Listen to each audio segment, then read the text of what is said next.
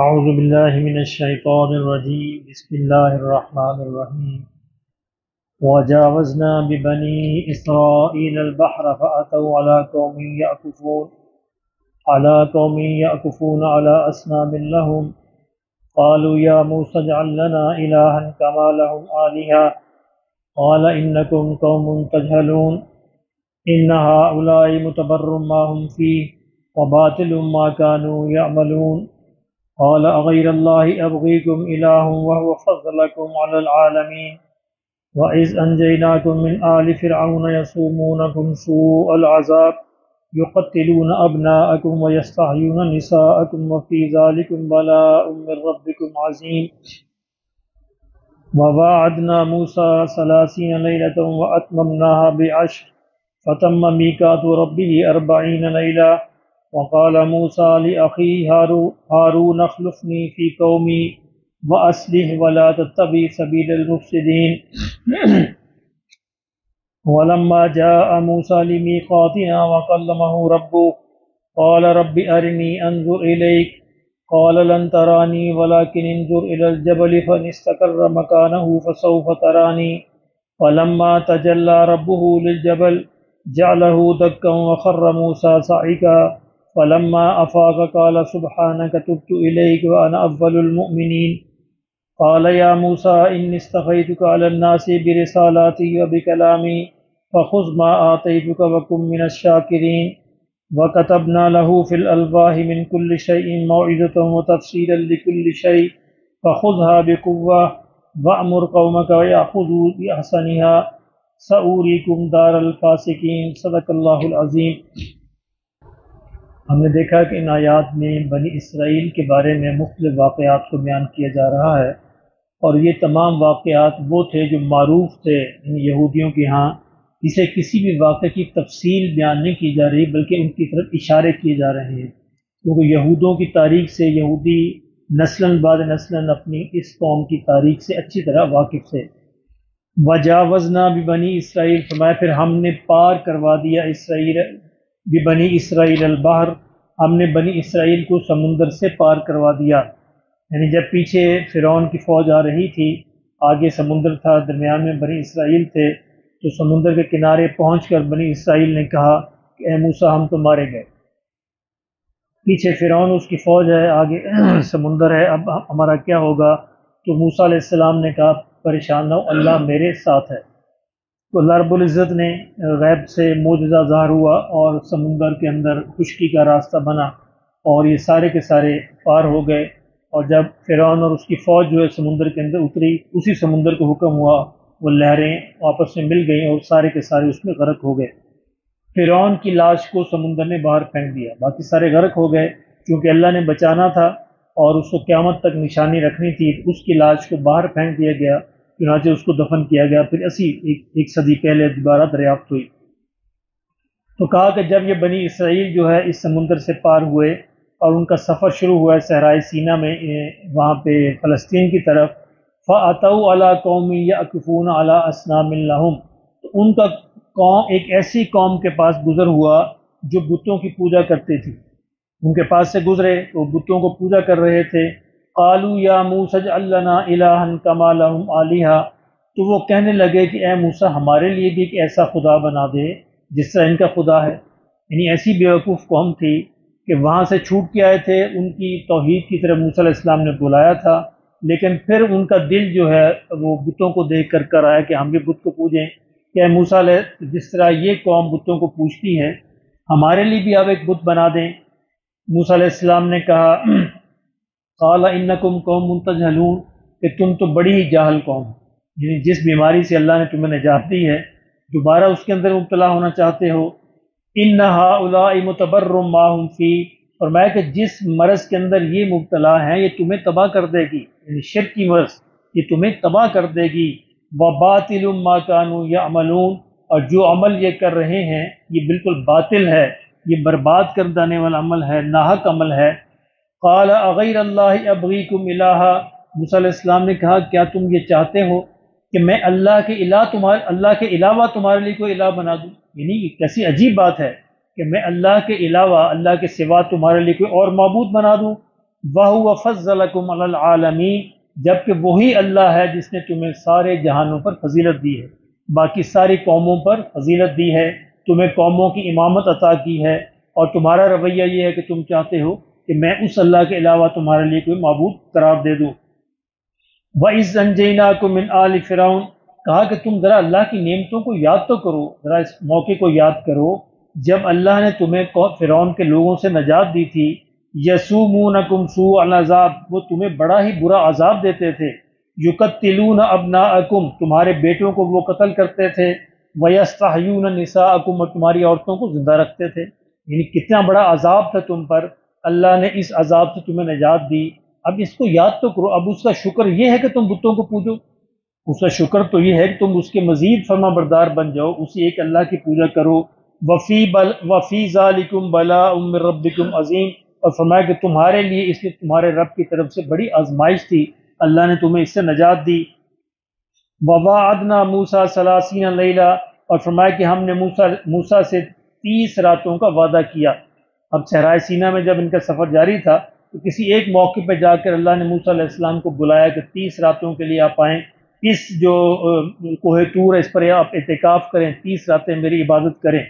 وَأَتْمَمْنَاهَا بِعَشْرٍ، اور فرمایا پھر 10 راتیں اس کے اندر ہم نے اور بڑھا دیں۔ اور فَتَمَّ مِيقَاتُ رَبِّهِ 40 لیلہ، تو پھر تمہارے رب کی طرف سے جو مقرر تھی 40 راتیں پوری ہوگی۔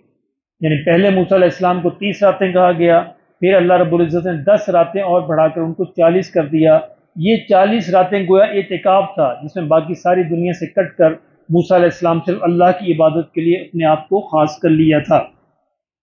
وَقَالَ مُوسَىٰ لِأَخِيهِ هَارُونَ اخْلَفْنِي، اور جاتے ہوئے جب موسیٰ علیہ السلام ان 30 راتوں کے لیے جا رہے تھے، فرمایا کہ موسیٰ نے اپنے بھائی ہارون سے کہا، ان کو اپنا نائب مقرر کیا، فی قومی، اپنی قوم میں، وَأَصْلِحْ، اور ان کو یہ ہدایت کر کے گئے کہ دیکھو ان کی اصلاح کرتے رہنا، وَلَا تَتَّبِعْ سَبِيلَ الْمُفْسِدِينَ، اور ان کا خیال رکھنا کہ یہ مفسدین کے راستے پر نہ پڑ جائیں۔ یعنی یہ قوم جو ہے ان کا کوئی اعتبار نہیں ہے کہ یہ کہیں غلط راستے پر نہ پڑ جائیں، ان کا خیال رکھنا، اصلاح کرتے رہنا۔ لیکن وہی ہوا جس کو موسیٰ علیہ السلام کو ڈر تھا، وہ پھر غلط راستے پڑ گئے، بچڑا انہوں نے بنا لیا، اس کی پوجا شروع کر دی۔ وَلَمَّا جَاءَ مُوسَىٰ لِمِيقَاتِنَا، فرمایا کہ جب موسیٰ علیہ السلام اللہ کے یعنی مقرر کردہ وقت پر پہنچے 40 راتوں کے بعد، وَكَلَّمَهُ رَبَّهُ، تو ان کے رب نے ان سے کلام کیا۔ یہ 40 راتیں استعداد پیدا کرنے کے لیے تھی، یعنی موسیٰ علیہ السلام کے اندر وہ استعداد پیدا ہو جائے کہ وہ اللہ کی بات کو سن سکیں، برداشت کر سکیں۔ وکل، اس کے بعد پھر فرمایا اللہ نے، اس کے رب نے اس سے کلام کیا۔ اب یہ اعزاز صرف اور صرف سارے انبیاء میں موسیٰ علیہ السلام کو حاصل ہے کہ اللہ براہ راست ان سے بات کرتے تھے۔ اب اللہ کا کلام کیسا تھا، اللہ کی آواز کیسی تھی، اور وہ کیسی عجیب منظر تھا، اس کو بیان نہیں کیا، نہ ہی موسیٰ علیہ السلام نے بیان کیا۔ یعنی وہ اس بیان سے بڑا ماورا تھا، موسیٰ علیہ السلام بھی اسی کیفیت کو بیان نہیں کر سکتے، لیکن یہ اعزاز صرف انہیں ہی حاصل تھا۔ قال ربی، لیکن جب انہوں نے کلام سنا تو کلام کے اندر اتنا مزہ تھا کہ موسیٰ علیہ السلام مجبور ہو گئے۔ فرمایا کہا ربی ارنی، اے رب مجھے اپنا آپ دکھا دے۔ یعنی میں کلام کے اندر اتنا مزہ ہے تو تیرا چہرہ، یعنی اللہ کا چہرہ تو نہیں کہا جاتا، یعنی اللہ کے جیسا بھی ہے جو اللہ کے شان ہے۔ فرمایا کہ اے ہمارے رب، اے میرے رب، تو مجھے اپنا آپ دکھا دے، انظر الیک، تاکہ میں تیری طرف دیکھوں۔ قال لن ترانی، اللہ نے کہا کہ موسیٰ تو ہرگز مجھے نہیں دیکھ سکتا۔ یعنی اس زمین کے اندر میں نے انسان جس طرح بنائے ہیں ان کے اندر استعداد ہی میں نے رکھی، یہ صلاحیت نہیں رکھی۔ ہماری نظر ایک فاصلے تک دیکھ سکتی ہے، خاص چیزوں کو دیکھ سکتی ہے، ہمارے کان جو ہے خاص آوازیں سن سکتے ہیں، ہماری یعنی دماغ جو ہے خاص جگہ تک سوچ سکتا ہے۔ اس سے آگے اس کو یہ طاقت دی نہیں گئی، کیونکہ یہ دنیا اس طاقت سے دینے کی جگہ نہیں تھی۔ آخرت میں اللہ یہ طاقت دیں گے تو انسان اللہ کو دیکھے گا۔ فرمایا کہ موسیٰ تم مجھے ہرگز نہیں دیکھ سکتا، لیکن اگر تیرا اصرار ہی ہے تو ایسا کر، وَلَٰكِنِ انظُرْ إِلَى الْجَبَلِ، تو پہاڑ کی طرف دیکھ۔ فَإِنِ اسْتَقَرَّ مَكَانَهُ، اگر پہاڑ اپنی جگہ پر برقرار رہا، فَسَوْفَ تَرَانِي، تو بھی مجھے دیکھ لے گا۔ یعنی فرمایا کہ پہاڑ بھی میری مخلوق ہے نا، اسی دنیا کی مخلوق ہے، اور پہاڑ تم سے زیادہ مضبوط ہے، یعنی اپنی بناوٹ کے اعتبار سے پتھر ہے، مضبوط ہے، طاقتور ہے، اگر پہاڑ میرے اس نور کو، میرے اس جلوے کو برداشت کر سکا تو پھر تو بھی کر لے گا۔ اس لیے میں پہاڑ پر اپنی تجلی بھیجتا ہوں، اپنا ایک رخ انور جو ہے اس کا ایک ذرہ جو ہے پہاڑ کی طرف بھیجتا ہوں، تو تو پہاڑ کی طرف دیکھنا، اگر پہاڑ نے برداشت کر لیا تو بھی کر لے گا۔ فلما تجلی ربہ للجبل، پھر جب اس کے رب نے پہاڑ کی طرف اپنی تجلی، اپنا نور بھیجا، جعلہ دکا، تو پہاڑ ریزہ ریزہ ہو گیا۔ یعنی اتنا بڑا پہاڑ، کوئی چھوٹا پہاڑ نہیں ہے، بہت بڑا پہاڑ ہے، فرمایا پہاڑ ریزہ ریزہ ہو گیا۔ وَخَرَّ مُوسَىٰ صَعِقًا، اور موسیٰ علیہ السلام بے ہوش ہو کر گر پڑے۔ اللہ نے پہلے ہی کہا تھا یہ برداشت نہیں ہو سکتا، اس لیے یہ قاعدہ ہے، قانون ہے قرآن مجید میں، اور بھی جگہ اللہ نے فرمایا ہے کہ لن تدرک الابصار، انسانی آنکھیں اس کو نہیں دیکھ سکتی۔ اسے بعض اوقات آپ دیکھیں گے کہ بعض جو بڑے صوفی بزرگ جو ہیں اس طرح کے دعوے کرتے ہوئے نظر آئیں گے، وہ بیچارے بہکے ہوئے ہوتے ہیں۔ یہ قرآن کے خلاف نہیں ہو سکتا، قرآن نے صاف اعلان کر دیا ہے کہ اس دنیا میں رہتے ہوئے انسان کی نظر اللہ کو نہیں دیکھ سکتی، یہ ممکن نہیں ہے۔ حضور صلی اللہ علیہ وسلم کو بھی اللہ نے اس کائنات سے باہر لے کر گئے ہیں، یعنی اس کائنات میں ممکن نہیں تھا، معراج میں وہ اس کائنات کے دائرے سے باہر تھے۔ تو فرمایا کہ جب یہ سارا منظر پیش آیا تو پہاڑ ریزہ ریزہ ہو گیا اور موسیٰ علیہ السلام بے ہوش ہو کر گر پڑے۔ فلما افاقا، جب وہ ان کو ہوش آیا، افاقہ ہوا، قال سبحانک، فرمایا کہ میرے رب تو پاک ہے، تو ہر عیب سے پاک ہے، اور ہم جو ہیں ہر خامی، ہر نقص، ہر عیب کا مجموعہ ہے۔ تب تو الیک، مولا میں توبہ کرتا ہوں،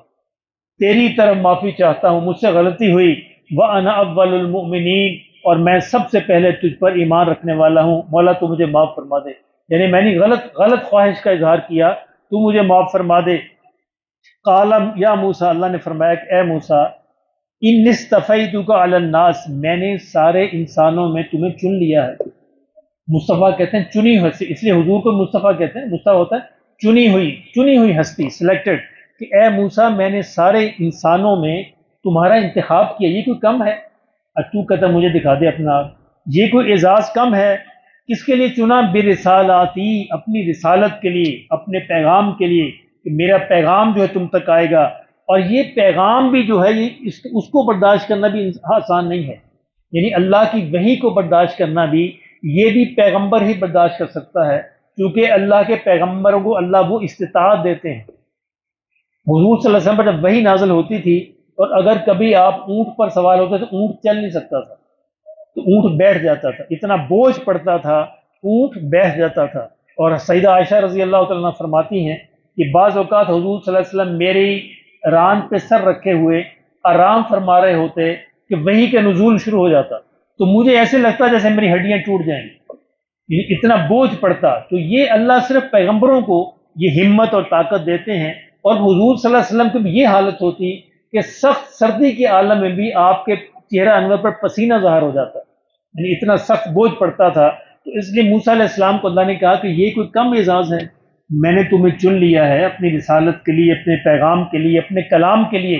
تو اسی پر اکتفا کر، اسی پر صبر کر، باقی منظر قیامت کے دن ہوں گے۔ فَخُذْ مَا آتَيْتُكَ، جو میں تمہیں دے رہا ہوں نا اس کو پکڑ لے، وَكُن مِّنَ الشَّاكِرِينَ، اور تو اللہ کے شکر گزار بندوں میں بن جا۔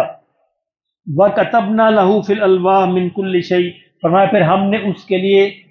کچھ تختیاں جو ہیں لکھ دیں، شریعت کچھ احکام جو ہے لکھ دیے، من کل شیء موعظہ و تفصیلا لکل شیء، جس میں نصیحتیں بھی تھی اور ہر چیز کی تفصیل تھی۔ یہ وہ شریعت تھی جو بنی اسرائیل کو ابتدائی طور پر عطا کی گئی،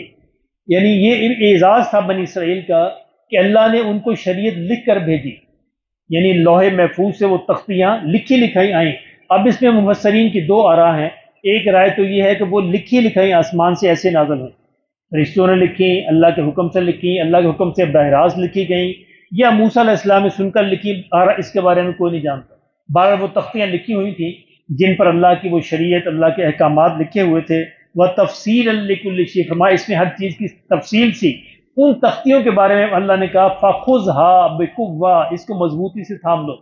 یعنی یہ وہ شریعت ہے جس کو مضبوطی سے تھام لو۔ وَأْمُرْ قَوْمَكَ، اور اپنی قوم کو جا کر یہ حکم کرنا، یَأْخُذُوا بِأَحْسَنِهَا، کہ اس کو بڑے اچھے طریقے سے اس پر عمل کریں، اس کو تھامیں اور اس کو بڑے اچھے طریقے سے عمل کریں۔ اب ہوا کیا، یہ بات کی آیات میں آئے گا دوسری صورتوں میں، موسیٰ علیہ السلام جو تختیاں لے کر گئے، اب دیکھا قوم جو بچڑے کو پوج رہی، یعنی جس چیز کا ان کو ڈر تھا انہوں نے ایک بچڑا بنا لیا اور شرک کے اندر مبتلا ہو گئے۔ اب ان کو اتنا غصہ آیا، اتنا ناراض ہوئے اپنے بھائی پہ، ان کی داڑھی کو پکڑ لیا اور وہ تختیاں ہاتھ سے گر پڑی اور تختیاں ٹوٹ گئیں، ان میں سے ایک دو یا چار جتنی بھی اللہ واللہ عالم، وہ ان میں ٹوٹ گئی، دوبارہ ان کو جوڑا گیا۔ اور وہ تختیاں بعد میں یعنی موسیٰ علیہ السلام کے بعد جو ہے بنی اسرائیل نے ایک بکسا بنایا، ایک بڑا وہ بنایا، ایک باکس تھا بڑا، اس کو کیا کہا قرآن مجید نے؟ تابوت، ہاں تابوت بنایا، اس کے اندر وہ تختیاں رکھی ہوئی تھی۔ وہ تابوت جو تھا جب تک یہ نہیں بنا تھا بیت المقدس بعد میں، تو وہ تابوت جو تھا وہ بنی اسرائیل کا قبلہ تھا، اس کے اندر کیا تھا کہ یہ شریعت کی یہ تختیاں تھیں، اور موسیٰ علیہ السلام جو دنیا سے تشریف لے گئے تو ان کا عصا تھا اور ان کے کچھ کپڑے تھے، اور اس کو وہ بطور قبلہ اپنے سامنے رکھا کرتے تھے۔ اور بعد میں جب جنگیں ہوئیں، زوال کا زمانہ آیا بنی اسرائیل پر، دوسری قوموں کے غلام بنے، تو وہ ان کو وہ تختیاں بھی چھین کر لے گئے، اور تب سے لے کر آج تک وہ تختیاں گم ہیں، اور ابھی تک وہ یہودی ان تختیوں کو ڈھونڈ رہے ہیں، واللہ عالم شاید کبھی مل جائیں۔ تو بہرحال وہ ایک معجزہ ہے جو اللہ کی طرف سے وہ نازل کیا گیا، اس پر لکھی لکھائی آیات تھیں۔ ہمیں تو یہ قرآن مجید جو دیا گیا یہ تو حضور کے قلب اطہر پر نازل ہوا، یہ تو نبی صلی اللہ علیہ وسلم کے دل، مقدس دل پر نازل ہوا، اور حضور نے لکھوایا، صحابہ سے لکھوایا۔ لیکن ان کو جو شریعت دی گئی، شریعت کچھ احکام تختیوں پر لکھ دیے گئے، اور بعد میں جو شریعت دی گئی وہ اس کو موسیٰ علیہ السلام پھر اس کو لکھوا دیتے تھے۔ تو موسیٰ علیہ السلام سے اللہ نے کہا کہ دیکھو میرے کلام میں نے تمہیں عطا کیا، اپنا کلام، اپنی رسالت عطا کی، اور یہ الواح، یہ تختیاں عطا کی، اسی پر صبر کرو، یہ کوئی انعامات کم نہیں ہے، اسی کو مضبوطی سے تھامو، اور اپنی قوم سے بھی جا کر یہ کہنا کہ اس پر مضبوطی سے اچھے طریقے سے عمل کریں۔ سَأُورِيكُمْ دَارَ الْفَاسِقِينَ، میں ان قریب تمہیں گزرو گے، میں تمہیں دکھاؤں گا جو نافرمان قوموں کے گھر، یعنی یہ سفر جو تمہارا جاری ہے فلسطین کی طرف صحرائے سینا میں، ان قریب تم ایسی قوموں کے پاس سے گزرو گے، ان کے انجام کو دیکھو گے، ان کے گھروں کو دیکھو گے کہ اللہ جو فاسقین کے پر اللہ کیسے اپنے عذاب کو نازل کرتے ہیں۔ اللہ پاک ہمیں عذاب سے اور اس طرح کی چیزوں سے محفوظ فرمائے۔